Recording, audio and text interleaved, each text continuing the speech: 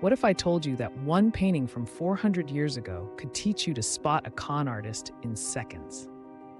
This is The Cardsharps by Caravaggio, and it's basically a Renaissance manual for criminal psychology. By the end of this video, you'll never look at a card game the same way again.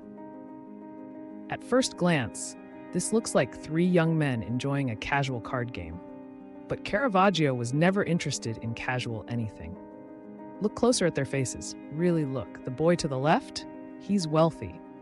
You can tell from his elaborate doublet, the delicate way he holds his cards. He's concentrating, maybe even enjoying himself. But here's what's chilling. He has absolutely no idea what's about to happen to him, because the other two, they're not players, they're predators. Watch the older man. His eyes aren't on his cards, they're locked on the young man's hand, reading every card like a book. And those gloves? They're not for warmth. Smooth leather gloves make it easier to palm cards, to slip them up sleeves.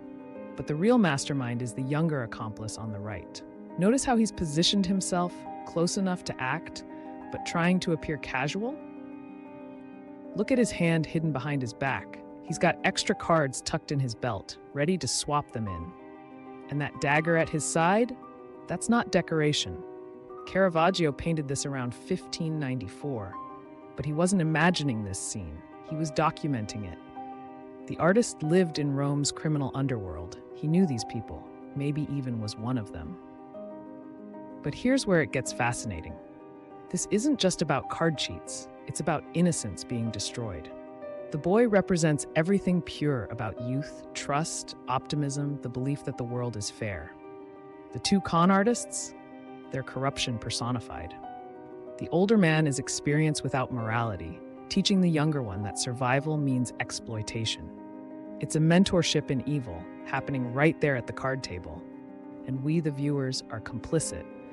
We can see the setup, we know what's coming, but we can't warn him.